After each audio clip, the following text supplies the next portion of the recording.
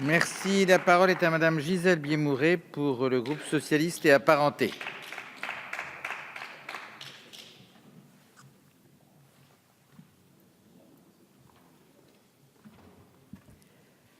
Monsieur le président, madame la ministre, monsieur le ministre, madame la présidente de la commission, monsieur le rapporteur général, chers collègues, nous entamons la seconde lecture du projet de loi de financement de la sécurité sociale pour 2019. J'associe à mes propos mes collègues du groupe socialiste et apparentés, dont Joël Aviragnet, notre responsable sur ce texte, avec qui nous avons avancé plusieurs propositions inspirées de notre budget alternatif.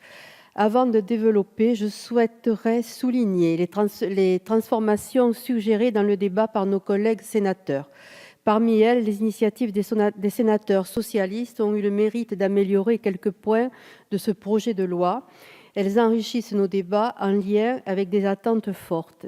C'est le cas, par exemple, avec la prise en charge de la réparation intégrale des préjudices des personnes atteintes de maladies liées à l'utilisation des produits phytopharmaceutiques. Il s'agit de la création d'un fonds d'indemnisation abondé par les fabricants de ces produits. Je regrette vivement que notre commission ait supprimé cette disposition qui reviendra dans nos débats à venir sous la forme d'une proposition de loi à part entière. Je pense aussi au maintien des seuils d'exonération du TODE et la compensation de la perte du CICE dans le secteur agricole, dont les représentants ne sont pas convaincus par votre proposition. Dans ce cas précis, nous contestons votre choix de revenir sur la disposition adoptée par le Sénat. Nous considérons qu'une bonne partie des agriculteurs, notamment les maraîchers et les viticulteurs, ont besoin de cette exonération pour employer des travailleurs saisonniers. La compensation que vous prévoyez ne sera pas intégrale. Elle fragilisera à court terme notre agriculture, malgré nos alertes et propositions. J'ajouterai un dernier exemple, la suppression du forfait de réorientation vers la médecine de ville des fausses urgences. Là aussi, les sénateurs ont fait preuve de discernement sur la portée d'une feinte, en réalité, qui ne s'avère pas efficace dans les faits, sans la mobilisation des médecins de ville. À ce stade, la commission mixte paritaire n'est pas parvenue, et pour cause, à se mettre d'accord. Les points de désaccord n'ont pas permis d'avancer sur un texte de compromis. Nous ne pouvons préjuger d'une issue différente étant donné nos débats de la semaine dernière en commission. Cette seconde lecture s'effectue dans un contexte de gronde sociale face à laquelle vous préférez persister dans des choix qui éloignent les principes de la sécurité sociale d'une action vers plus de justice sociale. Il y a bien entendu le médiatique mouvement de défiance des Gilets jaunes, mais il ne doit pas occulter la mobilisation des infirmiers la semaine passée, les différentes mobilisations dans les hôpitaux publics, comme la maternité du Blanc, dans les EHPAD, ou encore le mécontentement exprimé par les retraités. Je pense aussi aux retraités agricoles qui se désespèrent du manque de considération. Les débats en première lecture n'ont pas permis de dissiper les apparences trompeuses de vos ambitions. Ils n'ont pas non plus permis de diffuser l'idée que les Français seraient gagnants de vos choix. C'est malheureusement bien le contraire pour une majorité d'entre eux, en particulier les plus modestes et ceux appartenant aux classes moyennes. De manière générale, les grandes orientations contenues dans ce PLFSS ne sont pas satisfaisantes. Dans le prolongement de vos orientations fiscales et économiques, ces orientations font évoluer notre sécurité sociale vers un modèle anglo-saxon totalement dénaturé par rapport à ses valeurs fondatrices. Ce PLFSS persiste à aller à l'encontre de la vision faite d'un État-providence censé assurer la protection des plus modestes et plus largement de nos concitoyens en situation de faiblesse. J'en veux pour preuve le changement de modèle des relations financières entre sécurité sociale et État. Les futurs excédents éventuels des comptes sociaux devant désormais venir abonder le budget de l'État pour réduire le déficit, au lieu de servir l'amélioration de notre système de santé. Vous prévoyez ainsi le siphonnage par l'État des recettes de la sécurité sociale.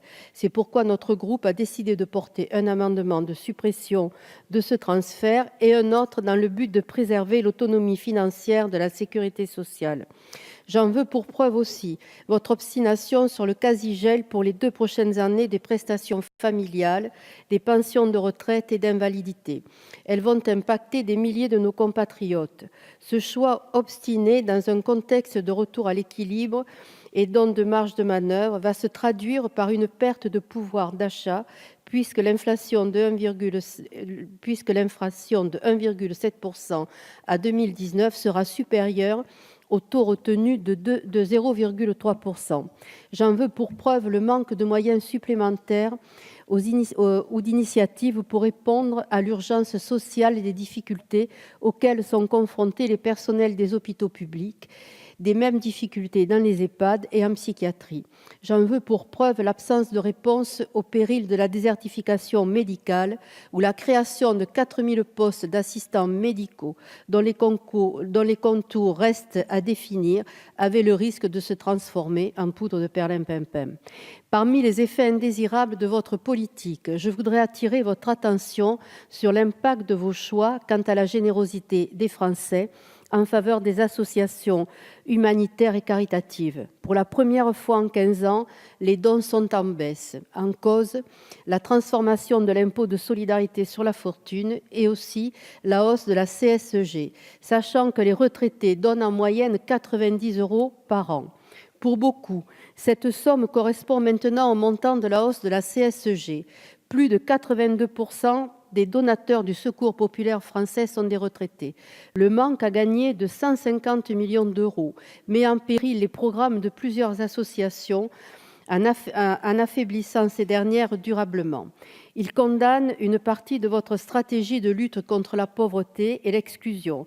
Votre mesure de correction sur l'augmentation de la CSG ne parviendra pas à rattraper ce manque à gagner vital.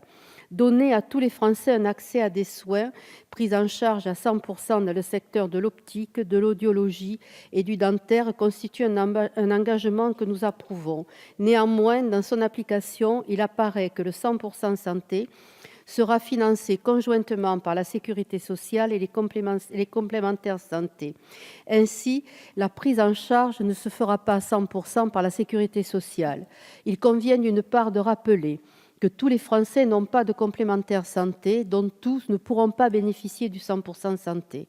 Et d'autre part, il faut signaler que le coût des complémentaires santé pèse proportionnellement plus sur les budgets des foyers modestes que sur ceux des ménages aisés. Je rappellerai aussi que certaines dispositions sur l'article 49 instaurant un principe de fongibilité de l'ensemble des prestations de sécurité sociale pourraient entraîner des difficultés financières accrues pour certains allocataires en situation de précarité. Il s'agit en l'occurrence d'une mesure prématurée avant le début de la concertation sur le revenu universel d'activité. Pour conclure, les ambitions du PLFSS 2019 s'éloignent inexorablement des valeurs de solidarité et de justice sociale. Malgré le retour à l'équilibre, les économies pèsent sur les plus vulnérables, les familles, les personnes handicapées et les retraités. C'est d'autant plus insupportable face aux faveurs accordées à une extrême minorité des plus aisés. Finalement, ce second PLFSS du quinquennat amplifie votre volonté d'instaurer une justice sociale à l'envers, maintenant les derniers privilèges aux quelques premiers de cordée. Plus grave, les intentions du texte démontrent les insuffisances des engagements prononcés pour les différentes stratégies du champ de l'action sociale, feuille de route du grand âge et de l'autonomie, stratégie nationale de prévention de lutte contre la pauvreté et du plan Ma Santé 2022. Vous abîmez la machine à la redistribution en matière de pouvoir d'achat et empêchez la réussite de la lutte contre les inégalités.